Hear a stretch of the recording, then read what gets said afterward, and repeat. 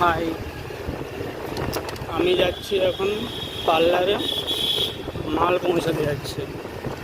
আমাদের কসমেটিক্সের দোকান তো, তাই পার্লারের জন্য অর্ডার দিয়েছিল মাল, সেটা যাচ্ছি পৌঁছাতে।